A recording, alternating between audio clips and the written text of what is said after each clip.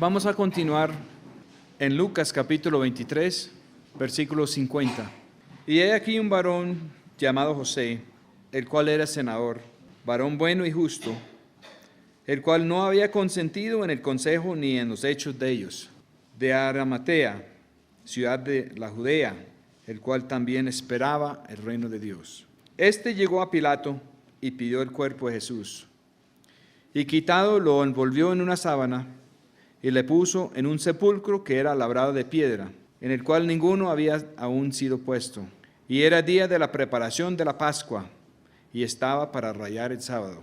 Y viniendo también las mujeres que le habían seguido de Galilea, vieron el sepulcro y cómo fue puesto su cuerpo. Y vueltas aparejaron drogas aromáticas y ungüentos, y reposaron el sábado conforme al mandamiento. Muy interesante aquí notar que había un senador que no era corrupto. En otro evangelio también dice que otro miembro del concilio, hubiera sido otro senador, Nicodemo, tampoco consintió al juicio que hicieron a Jesús. Cuando todos estaban mirando así de lejos, y todos, parece con la excepción de Juan, tenían miedo de estar cerca, este señor José se metió y pidió el cuerpo a Pilatos. Dice que era el día de la preparación de la Pascua. Para entender la Escritura hay que entender de que había el sábado de cada semana y también había lo que ellos llamaban un gran sábado. El gran sábado era cuando el día sagrado de alguna fiesta de ellos caía en cualquier día de la semana. Eso era un gran sábado. Se pueden ver ejemplos de esto en otras partes de la Escritura. Si calculamos la Pascua según las instrucciones en la ley de Moisés, entonces no era una fecha fija todos los años. Había que calcularlo según las fases de la luna. Y cualquier evento que se calcula según las fases de la luna va a cambiar en cuanto a días de la semana. Entonces, la Pascua, un año podía ser un lunes, otro año podía ser un martes, y así sucesivamente. Nosotros tenemos fechas en nuestro calendario hoy en día que también son así. Hay otras fechas que declaran que todos los años el 20 de julio es el 20 de julio. Pero aún así, a decir que el 20 de julio no va a ser siempre el mismo día de la semana. Entonces, ellos reposaron el sábado, el gran sábado, pero no necesariamente era ese sábado el séptimo día de la semana. Ese sábado que ellos reposaron era el día de la Pascua. Estas mujeres alistaron drogas aromáticos y ungüentos, pero tenían que reposar. ¿Por qué? Porque el gran sábado comenzaba para ellos con la puesta del sol del día de la preparación. Entonces, como mataron al Señor por la tarde, dice que como al 9ª hora, que hubiera sido como a las 3 de la tarde, lo alcanzaron a sepultar antes del gran sábado, porque el gran sábado iba a comenzar con la puesta del sol. El día para ellos comenzaba siempre con la puesta del sol. Cuando ponía el sol, se acababa un día, iniciaba el otro día. Entonces, ellas tuvieron que esperar. Hace algunos años el hermano George predicó un mensaje muy interesante acerca de varias mujeres, la mayoría de ellas llamadas María. Y unos tuvieron que esperar y se fueron a ungir el cuerpo del Señor ya muerto. Pero había una de ellas que ungió al Señor antes de su muerte, con algo que era muy costoso, que fue tema de otro mensaje. No todos están listos, no todos están conscientes de lo que el Señor va a hacer. Para todas esas mujeres, una captó la cosa y lo hizo a tiempo. Las otras fueron a ungirlo después de muerto. Lucas 24. Y el primero de los sábados, muy de mañana, vinieron al monumento trayendo las drogas aromáticas que habían aparejado y algunas otras mujeres con ellas. Pues acabaron de descansar el sábado. ¿Y por qué dice esto ahora el primero de los sábados? Porque este sí era el sábado, que era el séptimo día. ¿Y por qué dicen el primero de los sábados? Dicen el primero de los sábados porque ellos tenían que contar 7 sábados hasta Pentecostés. Y el día después del séptimo sábado era la fiesta de Pentecostés, que es tratado a fondo en el libro de los Hechos, lo que sucedió en ese día. ese día sí era un domingo. Tenía que ser siempre un domingo, porque se contaban 7 sábados y el día que seguía. En un sábado común y corriente era permitible hacer algo. Por ley no podían prender el fogón, no podían hacer desayuno, no podían hacer el almuerzo, pero sí podían hacer la comida, porque la comida ya lo hacían después de la puesta del sol. Y ya era el otro día. Y ellos habían adaptado la ley y permitían caminar una cierta distancia en el sábado, pero no podían cargar nada. Entonces, en un sábado común y corriente sí era posible que podían ir a la tumba, pero en un gran sábado como la Pascua, no, porque en un gran sábado todo era prohibido. El primero de los sábados, muchas Biblias traducen esto el primer día de la semana y hacen el caso de que esto es ahora el domingo. Pero el idioma original no dice primer día de la semana. Hay una palabra que es traducido siempre semana y hay otra palabra que es sábado, siempre es sábado. Y esta es la palabra sábado plural. Y ellos dijeron sábado plural porque contaban los sábados, 7 sábados hasta Pentecostés y luego el otro día. Muchas personas pueden preguntar, bueno, ¿cuál es la importancia si fuera el sábado o si fuera el domingo? En cuanto al comportamiento de nosotros en la vida cada semana, a mí me parece que no tiene diferencia. Porque el Señor quiere que todos los días desistamos de nuestra voluntad para hacer la voluntad de Él. Pero si vamos a examinar el plan profético de Dios, hay una diferencia grandísima. Porque la palabra de Dios dice que para el Señor 1000 años es como un día y un día es como 1000 años. Y el Señor tiene un plan profético de la cual la semana es un símbolo. 1000 años por cada día. Si la resurrección es el sábado, temprano el sábado, entonces nosotros podemos esperar la primera resurrección del resto del cuerpo de Cristo en el comienzo de este milenio que está a la puerta.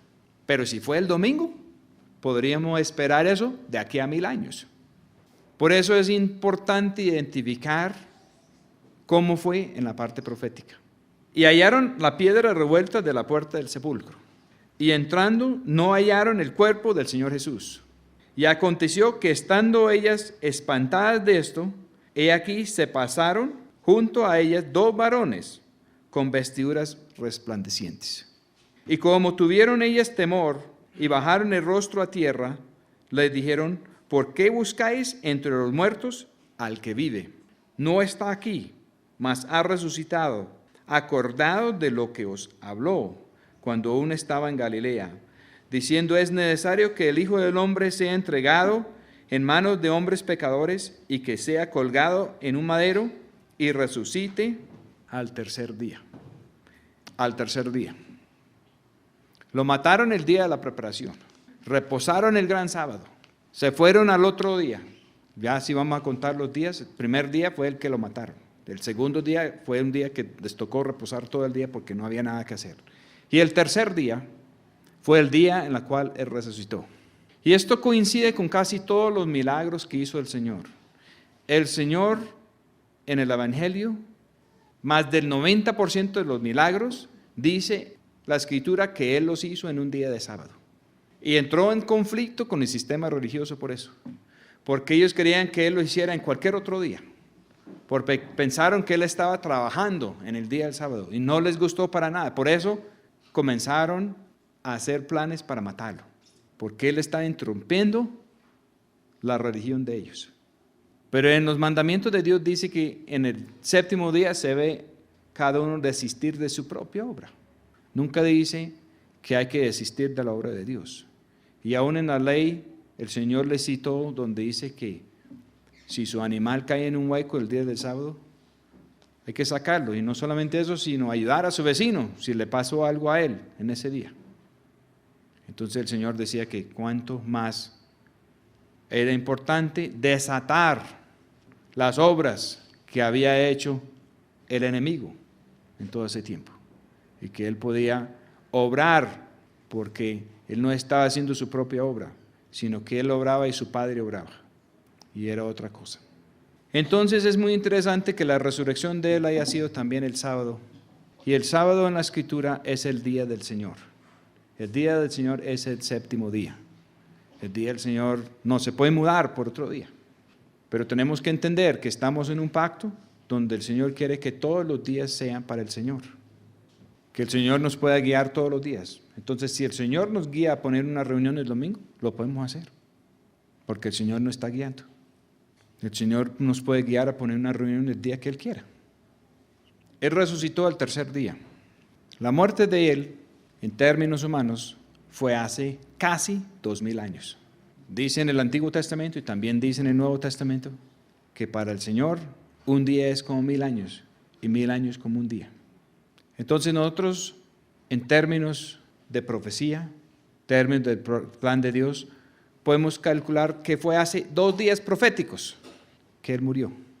Está el primer día, el segundo día, y estamos por entrar en el tercer día. Y en el tercer día profético, desde la muerte del Señor, que está a la puerta para nosotros, podemos esperar la resurrección del resto del cuerpo de Cristo, que en Apocalipsis capítulo 20 es descrito como la primera resurrección. Y dice que van a reinar con el Señor 1000 años, y que después de esos 1000 años va a haber otra resurrección general para todos, donde todos los demás serán resucitados. Unos a vida, otros a juicio. Pero es claro en la Escritura que el juicio final no es a espíritus o a almas sin cuerpo. Todos tienen que compadecer ante el trono de Dios y dice que toda rodilla va a doblar ante Él. Toda rodilla. Todos, buenos, malos, indiferentes, como hayan sido, todos serán resucitados. Y todos tienen que compadecer ante el trono de Dios. Y dice que el Señor los va a apartar, unos a un lado y los otros a otro lado. Y que hay algunos que van a ser arrojados en un sitio que se llama la segunda muerte. Que ese sitio que se llama la segunda muerte es el verdadero infierno. Y los que están arrojados en la segunda muerte, después no tienen forma de salir. Quedan metidos en la segunda muerte y hasta ahí llegaron.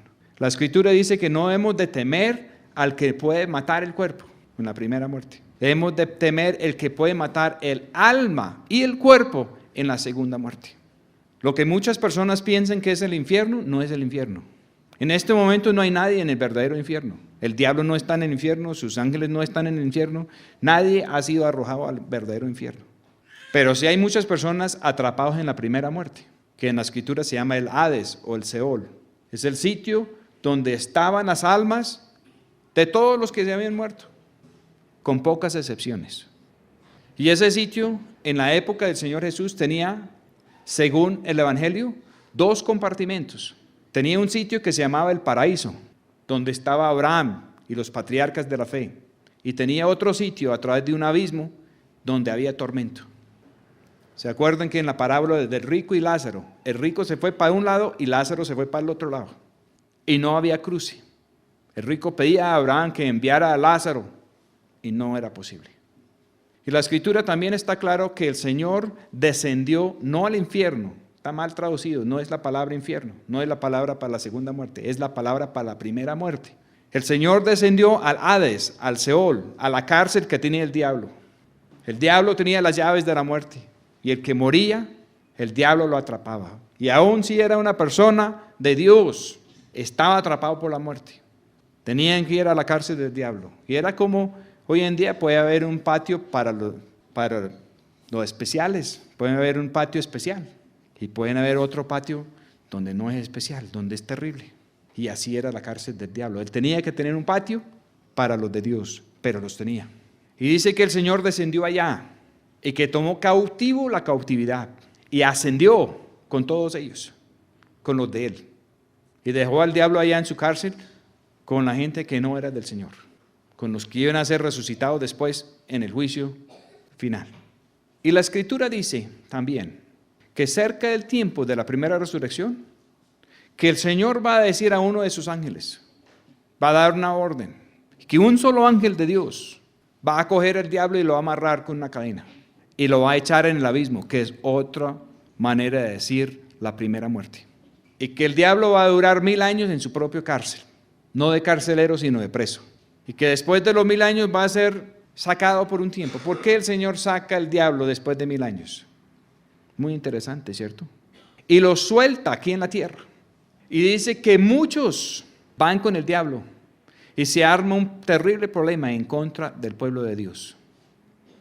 Y que después de eso, el diablo y todos los de él son acabados por fuego. Eso es lo que dice el Apocalipsis. ¿Por qué el Señor no arregla todo ahora? Pues no dice explícitamente.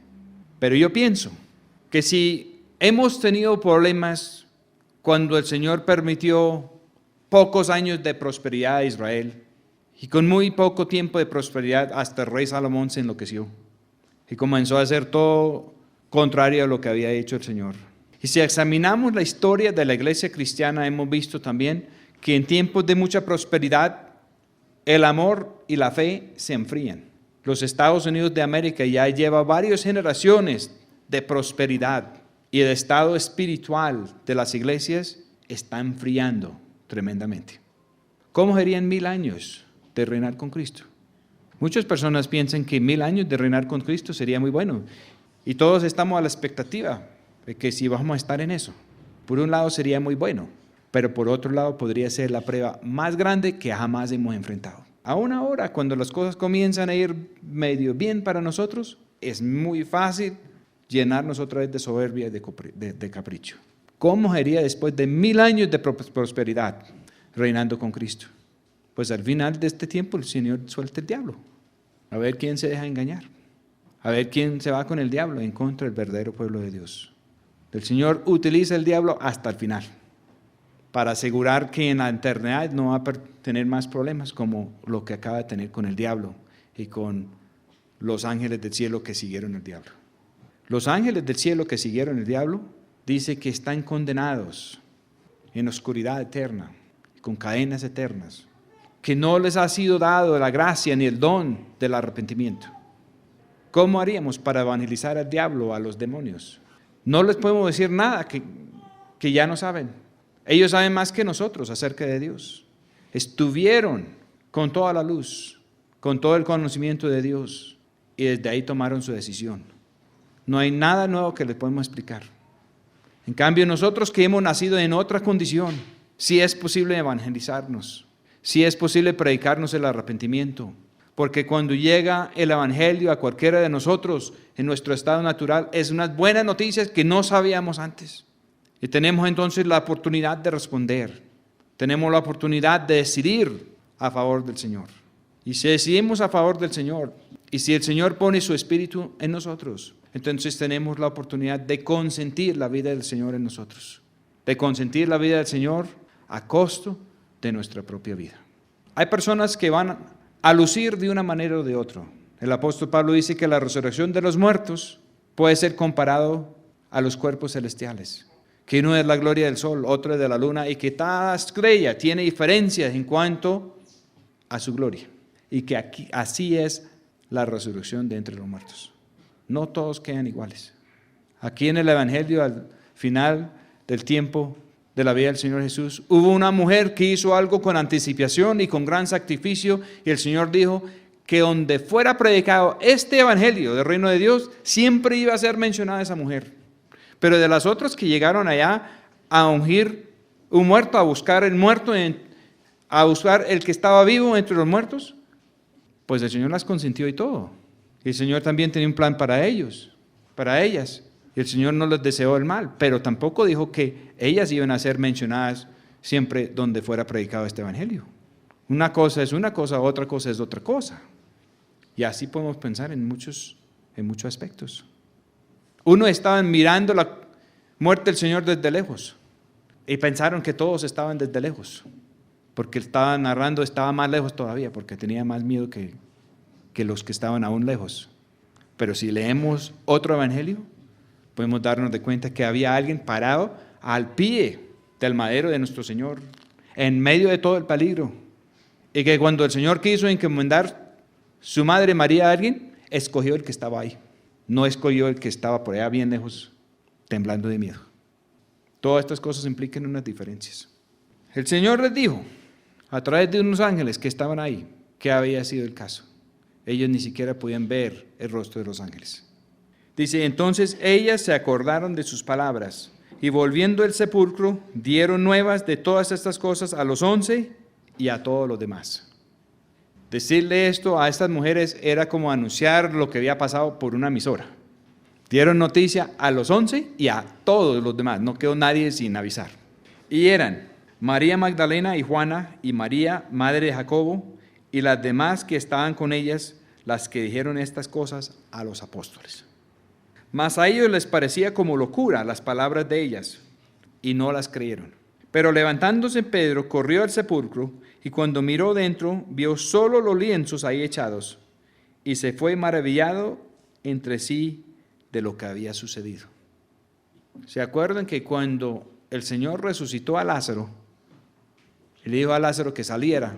Lázaro salió pero amarrado con las vendas, con las sábanas con las cuales lo habían alistado para su sepulcro. Y habían hecho lo mismo con el Señor Jesús, pero cuando el Señor Jesús resucitó, nadie tuvo que desatarlo. Quedaron todas las ropas así como los habían puesto, pero Él no estaba. Él salió de entre todo eso. La muerte no tuvo ningún poder sobre Él. Todo lo contrario. La Escritura dice en otra parte que Él salió con las llaves de la muerte. Él reclamó las llaves de la muerte. Y hay aquí 2 de ellos iban el mismo día a una aldea que estaba de Jerusalén, 60 estadios, llamado Emaús. Ellos tenían el tal viaje del sábado que podían hacer. Podían caminar hasta cierta distancia. Y parece que Emaús estaba dentro del reglamento. 60 estadios. Yo no sé cuánto era un estadio, si era 100 metros. Y iban hablando entre sí de todas aquellas cosas que habían acaecido.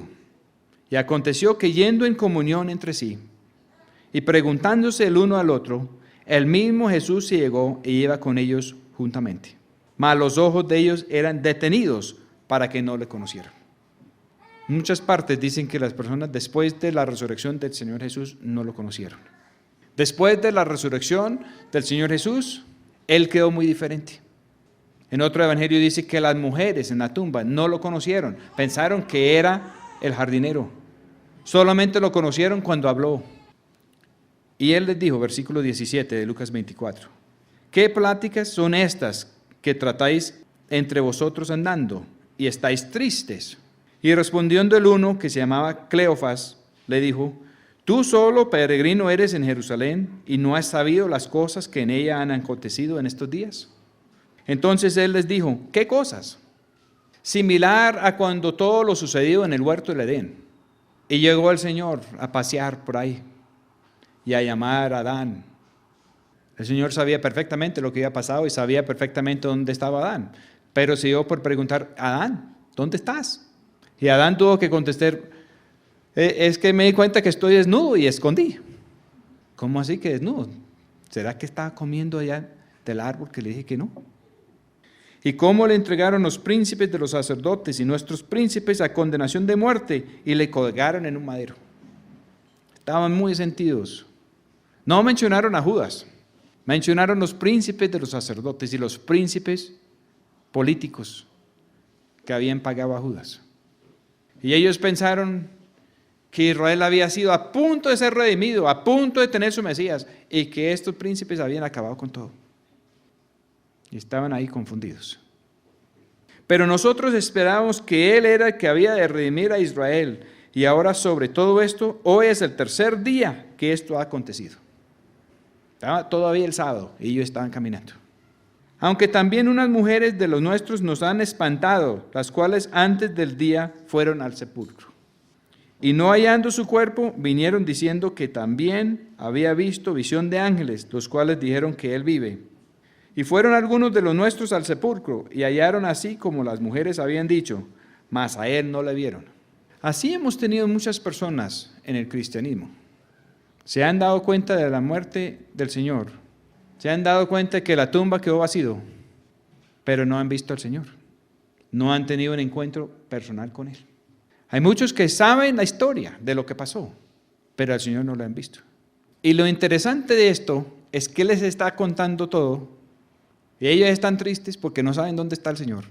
Y sentidos con los líderes de ellos, culpándoles de todo. Y el Señor estaba caminando allá con ellos. Ellos estaban, dice esta escritura, en comunión entre sí. Y el Señor dice que donde hay 2 o 3 reunidos en su nombre, que allá estará Él. ¿Y cuántos han estado reunidos en 2 o 3, compartiendo algo bien pesado y pensando que ¿dónde está el Señor? Entonces Él les dijo: oh insensatos y tardos de corazón para creer todo lo que los profetas han dicho. Insensatos y tardos de corazón. ¿Para qué? Para creer. Y esta creencia no es un problema intelectual, esto es un problema de corazón. ¿No era necesario que el Cristo padeciera estas cosas y que entrara así en su gloria? Y comenzando desde Moisés y de todos los profetas, les declaraba esto en todas las escrituras que eran de él. Imagínense cómo hubiera sido ese estudio de la escritura. Y llegaron a la aldea donde iban, y él hizo como que iba más lejos. Él iba a seguir. Mas ellos le detuvieron por fuerza, diciendo: quédate con nosotros, porque se hace tarde, y el día ya ha declinado. Y entró con ellos. Yo no sé, yo he estado en partes en viajes donde he sentido que cada cosa ha sido ordenada por el Señor. Pero donde nosotros vamos a asistir, donde nosotros vamos a parar, no es necesariamente donde el Señor va a parar. Ellos hubieran podido entrar y el Señor hubiera podido seguir. Y nunca se hubieran dado cuenta. Y aconteció que estando sentado con ellos a la mesa, tomando el pan, bendijo y partió y les dio. Entonces fueron abiertos los ojos de ellos y le conocieron, mas él se desapareció de los ojos de ellos. Él se fue a partir el pan y ellos se dieron cuenta quién era. Y se fue.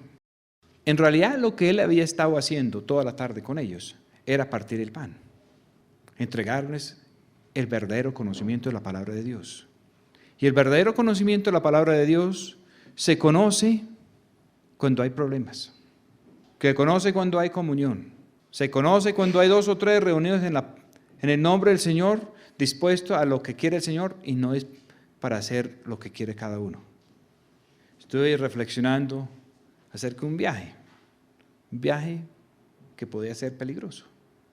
Y en un viaje anterior el Señor me había detenido, no lo pude hacer. Y ahora resultó otra vez un viaje. Y bueno, Señor, si no quiere que voy, pues haga algo, pero como siento ir, me voy.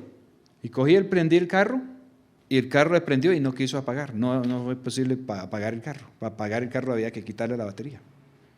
Entonces me fui, porque eso es mucho mejor que cuando el carro se apaga y no quiere prender. Y llegamos a un sitio en el camino, donde el camino era imposible. Hay muchas peripecias por el camino, pero después a un sitio donde quedó el carro pegado, no había nada que hacer. Pero justo en ese momento, en un sitio donde normalmente rara vez pasa alguien, pasaron 3 campesinos con mulos y amarraron las colas de los mulos a unos lacitos que teníamos y sacaron el carro 3 veces. Y seguimos con el carro que quería estar prendido y no apagado. Hay veces que resultamos en algo y nos damos de cuenta que el Señor está. Pero también a veces es necesario insistirle al Señor. Versículo 32. Y decían el uno al otro: ¿no ardía nuestro corazón en nosotros mientras nos hablaba en el camino y cuando nos abría las Escrituras? Y levantándose en la misma hora, tornáronse a Jerusalén y hallaron a los 11 reunidos y a los que estaban con ellos. No se quedaron ahí. Pensaron que se iban a quedar ahí, pero no se quedaron ahí. Y los otros que decían, versículo 34, ha resucitado el Señor verdaderamente y ha aparecido a Simón. Entonces ellos contaban las cosas que les habían acontecido en el camino y cómo había sido conocido de ellos en el partir del pan. Sigue siendo conocido el Señor en el partir del pan. Él dijo que el pan era su cuerpo, que fue partido por nosotros. Cualquiera que va a seguir al Señor va a pasar por dificultades.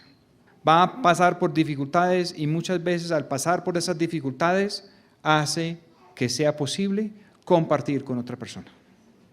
Si nosotros estamos compartiendo desde orgullo o soberbia o pensando que nosotros hemos llegado a ser alguien muy importante para Dios, es posible que no vamos a ser conocidos así. El Señor no llegó diciendo yo soy esto y por esto yo les puedo explicar. Simplemente llegó y se hizo al comienzo el ignorante. ¿Por qué están tristes? No, es que sea usted el único que no se dio cuenta de lo que acaba de pasar. No, pues, ¿qué fue lo que pasó? No, es que mataron al que pensábamos que era el Cristo. Los príncipes, los sacerdotes, lo acaban de asesinar. Ya llevamos 3 días, ¿qué vamos a hacer? Pensábamos que Él iba a redimir a Israel y ahora mire. Entonces el Señor le dice, tardos, insensatos de corazón. Mire lo que dicen las profetas. Mire lo que dice aquí. Mire lo que dice todas las escrituras. Aún no se cayeron en cuenta hasta que Él se sentó a partir el pan. Y se dieron de cuenta. Ahora es mejor todavía. Muchos piensan, pues, sería bueno que el Señor llegara en persona a compartir con nosotros. Pero Él dejó algo mejor todavía. Él dice que es un camino más excelente, porque Él desde la diestra de su Padre, la Escritura dice que Él tiene todo poder y toda autoridad para implementar el nuevo pacto en nosotros, para mediar el nuevo pacto como único mediador, que Él puede enviar su Espíritu Santo a cualquiera, en cualquier sitio, en cualquier momento, y puede entrar a tocar corazones y dar la misma clase de explicación, y lo puede hacer mejor aún que cuando estaba en el camino de Emaús, porque lo puede hacer desde adentro. Y a cualquiera de nosotros que estamos bien con Él, limpios de corazón, Él nos puede utilizar. Y Él puede poner a nosotros a dar la explicación, si Él quiere. Y si estamos siendo movidos por el Espíritu Santo, es la misma explicación que da Él. El Señor sigue siendo conocido en el partir del pan. No solo de pan vivirá el hombre, sino de cada palabra que procede de la boca de Dios. El pan es solo un símbolo. Él dejó los símbolos un rato. Ellos lo conocieron en el símbolo, pero se dieron cuenta de que la realidad era lo que Él había hablado por todo el camino. Que ahí fue cuando sus corazones ardían dentro de ellos, porque Él es el Señor. El Señor puede poner todavía a arder a nuestros corazones por su Espíritu Santo. Y entre tanto que ellos hablaban estas cosas, Jesús se puso en medio de ellos y les dijo, paz sea a vosotros. El Señor puede dar la orden de que haya la paz y hay la paz. Él puede dar la orden de que haya la luz. Él puede dar la orden de que se caiga la tempestad. Y me atrevo a decir que si el Señor no da la orden, que no hay paz. Dice que para el impío no hay paz. Por ningún lado hay paz. La única manera de estar en paz es que Él dé la orden. Y lo puede dar para cualquiera de nosotros en cualquier momento. Entonces ellos, espantados y asombrados, pensaban que veían algún espíritu. Mas Él les dice, ¿por qué estáis turbados y suben pensamientos a vuestros corazones? Mirad mis manos y mis pies, que yo mismo soy. Palpad y ved que un espíritu no tiene carne ni huesos, como es que yo tengo. Es muy interesante porque la Escritura en otra parte dice que carne y sangre no puede heredar el reino de Dios. Y dice que la vida o el alma de la carne está en la sangre. Pero el Señor no les dijo aquí, mirad, yo tengo carne y yo tengo sangre. Él dijo, no, yo tengo carne y yo tengo huesos. Él tenía una carne que no es sujeto a las leyes de las cuales somos sujetos nosotros. Él tenía una carne que Él puede aparecer donde Él quiere y desaparecer. Él tenía una carne que Él puede ascender al cielo y estar a la diestra del Padre. ¿Por qué? Porque Él había dado su vida por nosotros. Él había derramado su sangre, que es la vida de la carne, y ahora estaba resucitado en un cuerpo que podía compartir con nosotros, que podía comer con nosotros, pero un cuerpo también que puede estar a la diestra del Padre. Si seguimos leyendo en la Escritura, llegamos a la carta de los Efesios que dice que Él ahora es la cabeza de un cuerpo de muchos miembros y que Él había enviado por razón de su resurrección dones de dar a unos apóstoles, a otros profetas, a otros evangelistas, a otros pastores y maestros, con el fin de compaginar todo el cuerpo de muchos miembros a la madurez, a la plenitud. La versión antigua dice de la edad cumplida del Cristo. Las otras Biblias dicen de la estatura, pero el original habla de edad cumplida porque tenían que cumplir 30 años para recibir la herencia. Y Él quiere un cuerpo de Cristo que cumple lo que se requiere para recibir la herencia. Con el Espíritu Santo que se ha enviado, no es la plenitud de la herencia, porque el apóstol Pablo dice que son apenas las primicias, son las arras, pero no es la plenitud. Y el que es fiel con lo poco recibirá más. Y el que no es fiel con lo poco, dice, aún lo poco que piensa tener le será quitado. Él dijo, que un espíritu no tiene carne ni huesos, como ves que yo tengo. Y diciendo esto les mostró las manos y los pies. Y no creyéndolo aún, ellos de gozo y maravillados les dijo, ¿tenéis aquí algo de comer? Entonces ellos le presentaron parte de un pez asado y un panal de miel, lo cual él tomó y comió delante de ellos. Y les dijo, estas son las palabras que os hablé, estando aún con vosotros, que era necesario que se cumplieran todas las cosas que están escritas de mí en la ley de Moisés, y en los profetas, y en los salmos. Entonces les abrió el sentido para que entendieran las escrituras. De las últimas cosas que hizo el Señor aquí en la tierra, fue esto. De lo último que Él dijo, les dijo que reposaran en Jerusalén hasta recibir potencia. Pero en cuanto a hechos, dice que Él les abrió el sentido.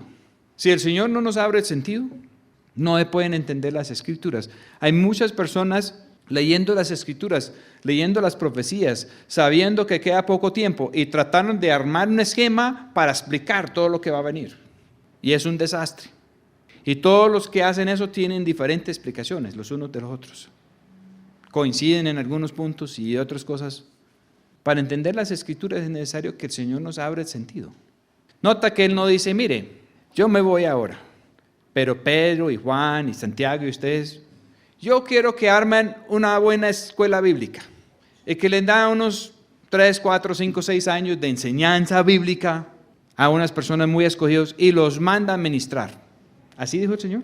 Le dijo, mire, les voy a comisionar, van a instituir un seminario de teología. No, los judíos ya tenían eso. Y con todo eso, no se dieron cuenta cuando llegó el Señor en persona. Y estaban haciendo muchos pronósticos porque sabían que el tiempo tenía que cumplirse para llegar el Mesías. Y cuando llegó, lo mataron. Lo mataron precisamente porque Él dijo que era Dios. Entonces les abrió el sentido. Eran personas, algunos de ellos hasta analfabetas. Y más adelante en el libro de los Hechos dijeron que se dieron cuenta que eran hombres sin ningún estudio, ninguna preparación, pero que era bien claro que habían estado con el Señor. Les abrió el sentido para que entendieran las escrituras. Y les dijo, ahí está escrito, y así fue necesario que el Cristo padeciera y resucitara de los muertos al tercer día. Y que se predicara en su nombre el arrepentimiento y la remisión de pecados en todas las naciones, comenzando desde Jerusalén. Muy sencillo el Evangelio. Hay que predicarlo en el nombre de Él, en la naturaleza de Él, en la vida de Él. Y vosotros sois testigos de estas cosas. Esta palabra testigo en el griego es la palabra para mártir. El que dice la verdad y es fiel hasta la muerte, sosteniendo la verdad. Y así fueron, así sucedió. Y he aquí, yo enviaré al prometido de mi Padre sobre vosotros, mas vosotros asentad en la ciudad de Jerusalén hasta que seáis embestidos de potencia de lo alto. Otra Biblia dice de poder.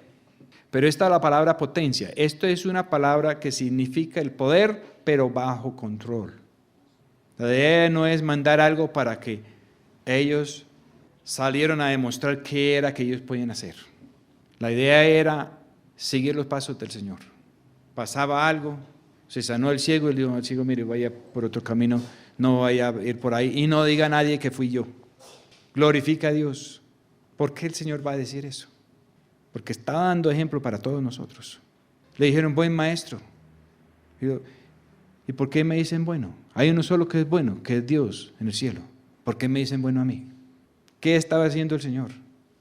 Dando ejemplo a nosotros, para que nosotros lo podamos seguir. ¿Qué es lo que pasa hoy en día? Cuando alguien que tiene don de Dios y alguien llega ahí a decir que es un buen predicador, que es un buen evangelista, que es un buen no sé qué, dicen, sí, yo soy muy bueno. Cuando sanan a alguien, entonces, ¿qué hacen? Dicen a la persona, no, vaya, no diga que fui yo. No, armen una tarima, anuncien eso a todo el pueblo y ponen a la persona ahí y dicen, mire lo que hicimos nosotros. El Señor no hizo eso. Y cuando apretaban mucho y llegaban mucho, Él los dejaba a todos ahí y se iba solo al desierto. Asentad en la ciudad de Jerusalén hasta que seáis embestidos de potencia de lo alto. Verdadero poder de Dios es algo que tiene que estar bajo el control de Dios. El Señor Jesús no se desbocaba, no se puso a hacer cosas. Cuando alguien le pedía una señal, Él no les cumplía. No hacía señales por hacer señales. Él obraba movido porque su corazón estaba entretejido con el corazón de su Padre. Y cuando Él sentía que había algo en el corazón de su Padre, eso era lo que Él hacía, eso era lo que Él cumplía. Y no estaba buscando que nadie le reconociera. Alguien decía, eres el Cristo. Él decía, callaos, no cuenten eso. Y en casos muy extraños, a unas personas muy humildes, de pronto resultaba diciendo, mire, yo soy. La mujer samaritana. Y estaban metidos en una discusión de dónde era que había que ir. Si era en Samaria, si era en Betel, si era allá en Jerusalén, ¿dónde? Y él dijo, viene la hora y ahora es. Cuando los verdaderos adoradores van a adorar en espíritu y en verdad, que no va a ser ni en Jerusalén ni en este monte. Y dijo, sí, yo sé que va a venir el Cristo y que Él nos va a explicar estas cosas. Y el Señor le dice a esa mujer, yo soy. Interesante. Y lo sacó fuera hasta Betania. Betania tiene que ver con el fruto que el Señor no encontró en la higuera que maldijo. Betania es todo lo contrario.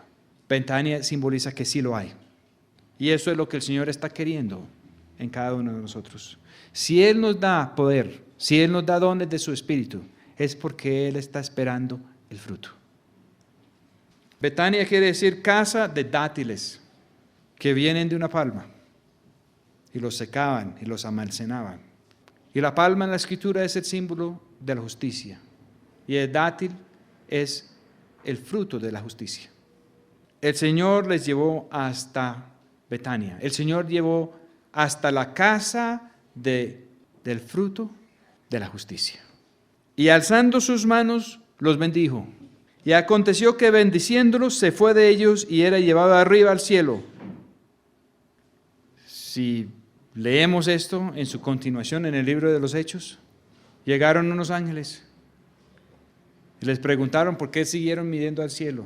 Que este mismo Jesús iba a volver en la misma manera como se había ido. Bueno, nosotros sabemos que ascendió, pero muchas personas no se dan cuenta que Él salió de Betania para el cielo. Y cuando el Señor vuelve, según lo que dijeron los ángeles, Él va a volver a Betania. Y yo no estoy hablando necesariamente de un sitio que se llama Betania allá en el Medio Oriente. Yo estoy hablando de que el Señor cuando vuelva por una esposa sin mancha, sin arruga, ni casa semejante, ni cosa semejante. Y eso es lo mismo que decir que Él vuelve a la casa del fruto de la justicia. Si tuviéramos tiempo a examinar esto en otras escrituras, como en el Cantar de los Cantares, donde está ligado el resto del Señor a encontrar el fruto que Él ha estado anhelando. Él va a volver para un pueblo limpio que está produciendo el fruto de justicia que Él anhela. La Escritura en ninguna parte ni dice ni insinúa que Él está volviendo por un poco de personas que se sienten muy grandes ejerciendo dones tremendos. Todo lo contrario, dice en Mateo capítulo 7, que en ese día van a haber unos que van a decir, pero Señor, Señor, hemos hecho maravillas en su nombre. Obras grandísimos, hasta hemos echado fuera demonios, milagros. Y Él les va a contestar, apartaos de mí, obradores de iniquidad, nunca los conocí. Cuando el Señor se despidió, Él se despidió en Betania. Los ángeles dijeron que Él iba a volver de la misma manera. Versículo 52. Y ellos, después de haberle adorado, se volvieron a Jerusalén con gran gozo. Y estaban siempre en el templo, alabando y bendiciendo a Dios. Amén. Muchos piensan que el Espíritu Santo vino a un aposento alto, nadie sabe dónde. Pero aquí dice que ellos estaban siempre en el templo. En tiempos anteriores, cuando el Señor quiso volver a encender el fuego de su presencia en el templo, había vuelto a encender el fuego de Dios en el altar del sacrificio. Así fue en días del rey David. Así fue en días del profeta Elías. Pero para los que estaban esperando la potencia, que es el poder bajo control de Dios, que iba a descender, el fuego que fue encendido en el día de Pentecostés fue sobre cada uno de los del verdadero cuerpo de Cristo. Las lenguas de fuego se vieron sobre las personas, no en un altar de sacrificios de becerros o de machos cabríos, porque ya la época para símbolos estaba siendo cambiados y el Señor estaba ingresando a su pueblo a la realidad. Le tocó seguir con símbolos, le tocó seguir otro rato con algunos símbolos, porque somos muy tardos de corazón, muy insensatos de corazón todavía. No podían reconocer al Señor en persona, aún después de resucitado. Casi todos fallaron en eso. Cleofas y sus compañeros se dieron cuenta cuando el Señor volvió a mostrarle el símbolo. Eso los hizo recordar. Entonces hemos tenido un tiempo donde el Señor nos quiere conducir a la realidad, pero ha tenido que seguir valiendo de símbolos. Pero eso no será así para siempre. El anhelo del corazón de Dios, lo que Él ha dicho, lo que Él espera, lo que Él va a cumplir, es tener un pueblo limpio, sin mancha, sin arruga, que va a vivir en su presencia, donde Él los va a tratar directamente. En Romanos 5:10 dice que por su muerte fuimos justificados. Por su muerte Él abrió el camino para que podamos estar otra vez en contacto con Dios, que podemos estar otra vez con Él. Pero la cosa no se queda así. Dice, fuimos justificados por su muerte y seremos salvos por su vida. Su muerte nos justifica, pero su vida nos salva. Por eso es muy importante la vida de Él. Es muy importante que la vida de Él quede sembrada en nosotros. Es muy importante consentir la vida de Él. Eso es lo que Él quiso demostrar con su resurrección. Si leemos otro evangelio, dice que hasta muchas otras personas que se habían muerto fueron vistos en Jerusalén y alrededor. Él sacó cautivo la cautividad y como Él estaba rumbo a la diestra de su Padre y Él se detuvo ahí en Jerusalén un rato, es posible que todos los que Él trajo con Él estaban andando por ahí. Algunos se dieron cuenta de algunas cosas, porque dijeron que muchos que antes habían muerto se fueron vistos en ese tiempo. Pero parece que la mayoría de las personas no se dieron cuenta de nada. Todo el mensaje del Señor, todas sus prédicas eran para el que tenía oído para escuchar y ojos para ver. ¿Quiénes lo tenían? Muy pocos. Él no está interesado en compartir secretos del reino de Dios con personas que quieren seguir su propia vida. La puerta a la vida y el camino a la vida es una puerta estrecha, bien restringida. Dice que pocos lo encuentran, pocos lo hallan. El deseo y la oración de nosotros es que esos pocos sean lo máximo que sea posible. Sabemos que muchas personas no quieren buscar el reino de Dios y su justicia. Ellos quieren buscar el bien para ellos y todas las cosas de este mundo. Y quieren utilizar a Dios a ver si pueden conseguir más cosas. Y otras personas, viendo el mal ejemplo de los torcidos representantes de Dios que buscan la prosperidad de este mundo, entonces dicen, entonces si eso es así, no quiero saber nada de Dios. Y hay un poco de gente así también, en ambos extremos. Es muy difícil llevar a personas a algún sitio si no hay camino, pero el Señor es el camino.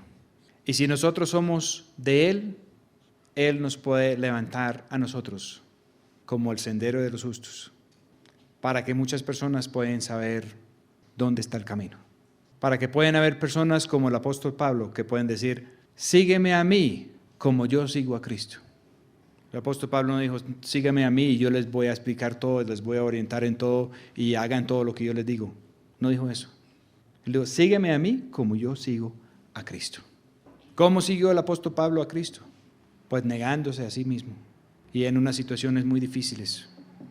Pero en medio de todo eso tenemos buena parte del Nuevo Testamento y un ejemplo muy sólido para seguir. Señor, queremos darnos de cuenta de las cosas. Queremos, Señor, tener la explicación suya en vez de la explicación de los hombres. Permita, Señor, que su Espíritu pueda entrar y abrirnos el sentido para que podamos entender las Escrituras. Abrirnos en sentido para que podamos entender la Escritura, Señor, y luego que podemos recibir esa potencia que viene de lo alto, que es el bautismo del Espíritu Santo, donde lo suyo, Señor, queda bajo el control del Espíritu Santo. Pedimos esto en el nombre de nuestro Señor Jesús. Amén.